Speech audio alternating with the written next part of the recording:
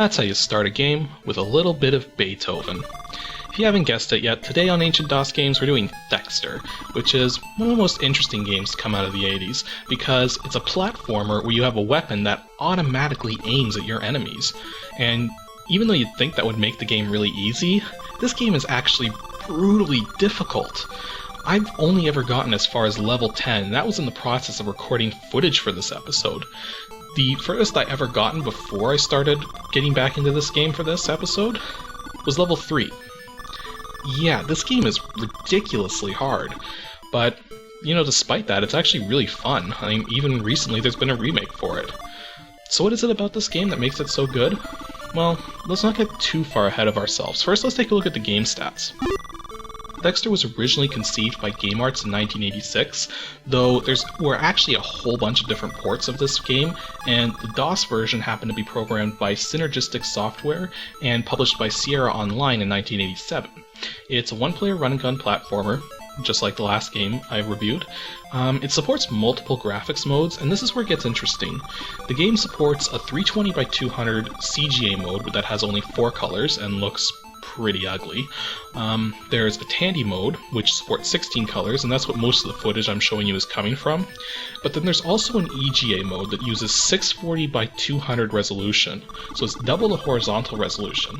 And it's a 16 color mode, and it's using those 16 colors with sort of side-by-side pixels to sort of emulate greater color depth. And it kind of works and it kind of doesn't. And it's hard to explain. We'll go into it a little more later on in the episode. And the game also supports Tandy 3 voice sound chip, or PC speaker sound. I should note though that the Tandy sound only works if you're using a Tandy graphics mode, which is a bit of a strike against the EGA mode because you can't use the Tandy sound in the EGA mode, which leaves you with the PC speaker, which really sounds terrible. And then as for its release date, it's still commercial because, let's face it, there's a remake out there, so they're still making money off the licenses. And it's actually not that difficult to find. I went on eBay when I looked up information for this game, and plenty of copies out there. You generally will also find them with full box, manual, discs, everything, and you can expect to pay somewhere between $15 and $30, but again, you get it all. The only thing you gotta be careful of is that the game does rely on disk-based copy protection, so unless you know how to get around that, you won't be able to play the game in DOSBox. You'll have to use an original old DOS system. So what is it about Dexter that sets it apart from other platformers of the time? Well, for starters, you play a robot that can change in 2 different forms. It has its cyborg form that you generally spend most of your time in, and this cyborg form can run around, can jump, and gets an auto-aiming laser that automatically locks on to any enemies that are on the screen and destroys them. Well, it tries to destroy them. The thing is that some enemies take a lot of laser power to take down, and the enemies can move pretty quickly too, so you're going to find yourself dodging enemies a lot, even though your auto-aiming laser should theoretically make the whole thing easier. Well, just imagine how hard this game would be if your weapon didn't automatically aim. That's basically what you get with the jet mode. The jet mode that you can transform into lets you fly around the screen in any direction you want, and at any altitude or anything like that, but your laser only fires in one direction, the direction you're facing in. And you're going to find that there's only certain situations where this can come in handy, and for the rest of the situations you're in, this is going to be one big Achilles heel for you, because the enemies are just going to gang up on you, they're going to drain your energy. It takes a lot of practice to realize how to take advantage of your laser and your transforming ability to the best of its capabilities. Though to help you out of tricky situations like that, you actually have a shield system. Now this shield system is really interesting because what happens with it is that at any moment in time, you can activate your shields for the cost of 10% of your energy reserves, and this shield basically makes you invulnerable to attack. And even better is enemies that touch this shield will get damaged themselves too. So it absorbs a whole bunch of damage that would normally go to your energy. There's just one catch. And the catch is that if you use your shield system at all during the course of a level, you forfeit a bonus at the end of the level that gives you 100% extra energy. So this actually leads to a situation where I like to define levels as shield levels and not shield levels. A shield level being a level where I'll use the shield whenever I want to because there's a particular section where I can't survive without it. And the not shield levels are the levels where I rely solely on my skill at piloting through the level, so that I take as little damage as possible without using the shield, and then when I get to the end of the level, I get that 100% bonus. So that's what you gotta do, is you gotta figure out which levels are your levels where you're gonna use your shield, and which levels where you're gonna avoid using it at all. And yeah, any of you familiar with 2D shooters are probably starting to notice a pattern here. This game is all about memorization. When you memorize how the enemies come at you in certain areas, or what areas you need to avoid because you're going to lose a lot of energy trying to go through them, that's when you're going to start to survive this game. Until you know what sections to go through and which sections to avoid and how to deal with certain enemies in the game, you're probably going to get killed. So it really is all about memorization. That's probably the reason why every time I play this game, I get a little further and a little further and a little further. So that's the way it's going to play out when you try to play it. You can actually look online and find maps of the various levels, and that can help you out too, but that's not going to help you with learning how the enemies react, and that's really where most of the strategy comes in, is learning how the enemies react to different situations.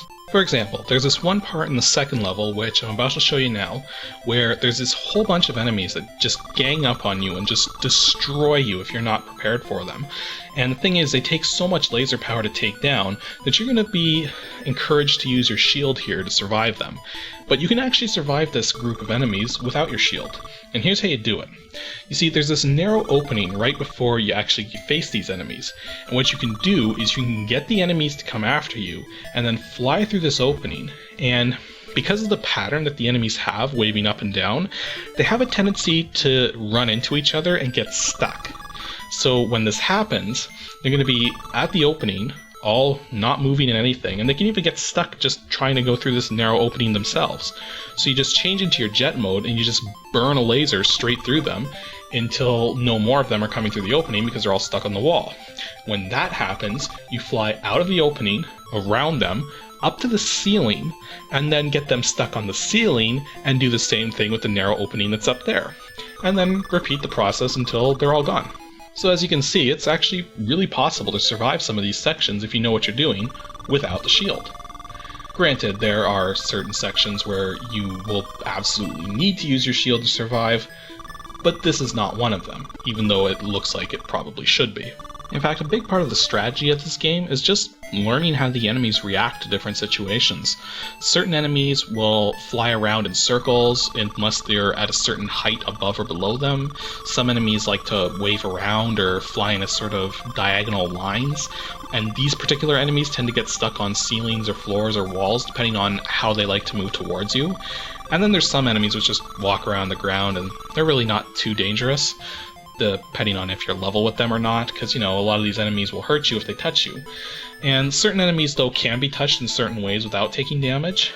But one thing you can be certain of for almost every enemy in this game, standing on them is a death sentence.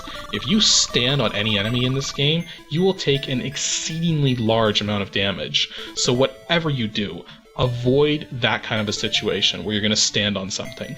Now, I've mostly been talking strategy simply because there's not really a whole lot to go into about this game. There's nothing really too fancy in terms of features or in terms of content. Really all it is just going through different levels, surviving and using your shield when you have to, burning through enemies with lasers. There's not really a whole lot to it beyond that. The one thing I did want to talk about was the differences between the Tandy mode and the EGA mode.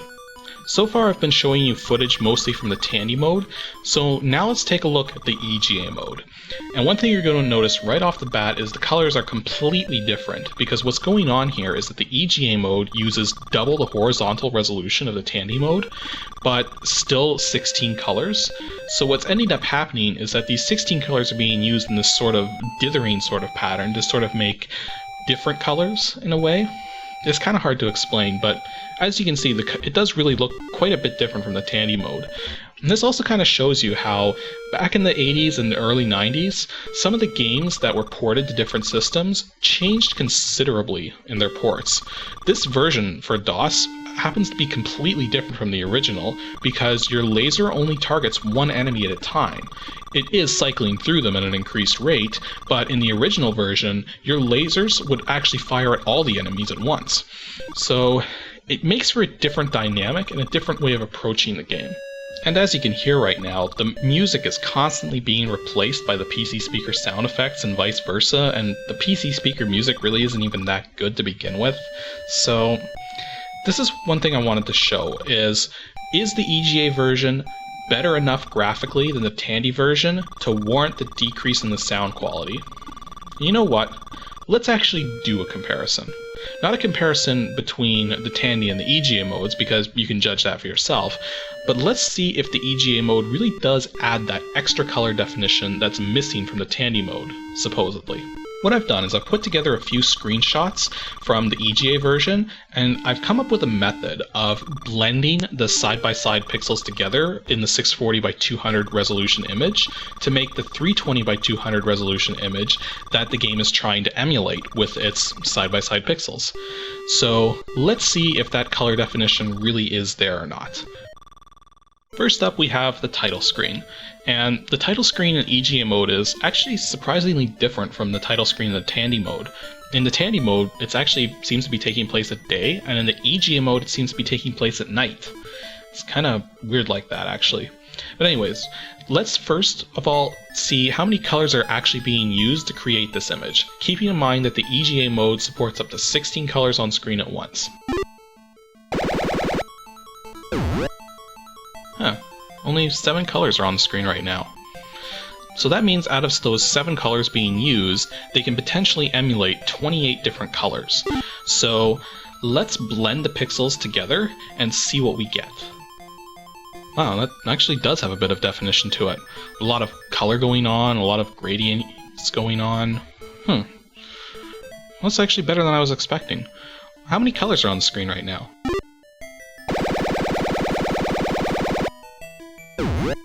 22. So, out of those potential 28 colors that we could get from using just 7 colors to emulate the title screen, we've got 22 of them. So this title screen really does take advantage of that potential color definition and the dithering effect that they've gone for. And as you can see, there really is a lot of color definition here. I'm impressed. So that's the title screen though. Let's see how the actual gameplay fares. Now here we have a screenshot from the first level of the game, and as you can see I'm kind of running away from some enemies. Let's first of all count how many colors there are on the screen right now. There's only 6 colors on screen right now. It does kind of look like it might be a little more, but I don't know. This one's tricky. First let's blend the pixels together. Yeah, it doesn't really look that much better. How many colors are on the screen right now that I've blended the pixels? 11. So that means that because the EGA mode is limited to 16 colors, if they used a 320 by 200 EGA mode and simply modified the palette, they could have just got all those 11 colors on the screen without having to do this dithering nonsense. So yeah, so far this isn't being impressive. I mean, the title screen was impressive. The title screen hit 22 colors with using only 7, but here we've only got 6 on the screen and it's only resulted in 11 colors after blending. Maybe this is a bad example. Let's try a different screenshot. Here we have a screenshot of me attacking the core in level 4, and this, I think, might work a little better. It looks like there might be some grays going on, some brighter shades of red in the little cores there. How many colors do we actually have on screen right now? 6. Again. In fact, the same 6 colors as the last screenshot. My hopes are not high. So let's blend the pixels together, and kind of doesn't look that bad. Like, how many colors do we actually have now that I've blended the pixels? 12. Only 12. And there's a potential for 21 using only 6 colors. And again, it's under the 16 color limit of the EGA mode, which means this could have been done without this dithering going on. Yeah, my hopes are starting to really fall for the EGA mode, but we still got one screenshot left, and perhaps this one will redeem itself, because in this next screenshot, we're going to the caverns, and as you can see, there's some brown going on, some purples. It looks like it's probably going to have a lot of color to it. At least that's what I'm hoping. Like, how many colors do we actually have on screen right now? The same 6 once again. You know, I don't have any hopes left for this mode.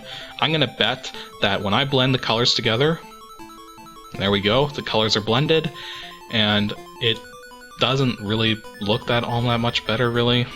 I don't know. I'm gonna bet that the colors that are in this image right now are the same 12 as the last one. What did I tell you? The exact same colors are present in this image as there were in the last after blending the pixels together. And it's still under the 16 color limit of the EGA mode. So I think we've conclusively proved here that their little dithering trick, it may have worked nice for the title screen, but they really don't take advantage of it with the gameplay. And they could have done so much more with it. But alas, what are you going to do? So for these reasons, I kind of recommend you use the Tandy mode, besides which the EGA mode doesn't give you the Tandy 3 voice, and, well, just listen to this.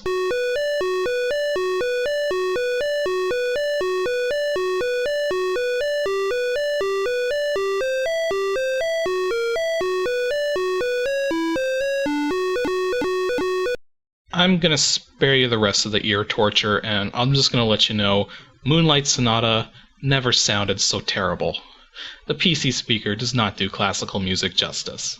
Well, I don't really have much else to say about the game, so let's just talk about how to get it running on DOSBox, which is going to be a little tricky because the discs are copy protected based on the original discs, so unless you have a way around that, you're going to need to use an old DOS system if you want to play the game, or find a way around the copy protection. And if you do find a way around it, actually getting it running in DOSBox is pretty easy. You can use the max or auto cycle settings and the game will run perfectly fine, which is actually kind of surprising for a game made in '87. A lot of the games in the '80s didn't have really good timing, but this is one that does. And the graphics filters, of course, will make the game look really good because of the low color count.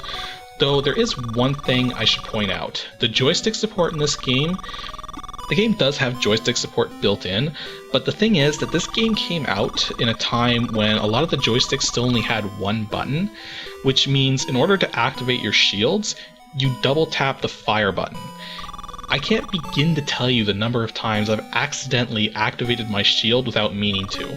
So I recommend instead what you do is don't use the game's internal joystick support and instead remap the keyboard to your joystick so that you can actually use a second button to activate your shields. Or if you really do want to use the internal joystick support for some reason, one other thing you have to keep in mind is that you have to turn off DOSBox's timed intervals for the joystick, otherwise it won't calibrate properly. So that's all I gotta say about Dexter, so stay tuned for episode 13 of Ancient DOS Games. And I'm actually going to be taking advantage of the fact that 13 is usually considered to be an unlucky number, and I'm going to be reviewing a game. A bad game. A game that is so poorly done that you can't even beat it, and you're supposed to be able to. Like, I mean, it's actually a port of an NES game, and the NES version you can beat perfectly fine if you have the patience to sit through it, because it's actually not that much better. But this DOS version, it's got a jump in the third level that is physically impossible to make. So the only way you can actually see the whole game is to cheat. And it's even surprising considering this game comes from a company that was known for making good games. And worse than still is it's actually based on a very popular franchise from the 80s. So I don't even know what went wrong. If you know what game I'm talking about, then I pity you. And you should actually send in your guess too, because you know, you might want to see your name at the end of the credits. But other than that though, if you don't know what game I'm talking about, don't go searching for it. Instead, just stay tuned for the next episode of Ancient DOS Games and let me show you how much they screwed this up.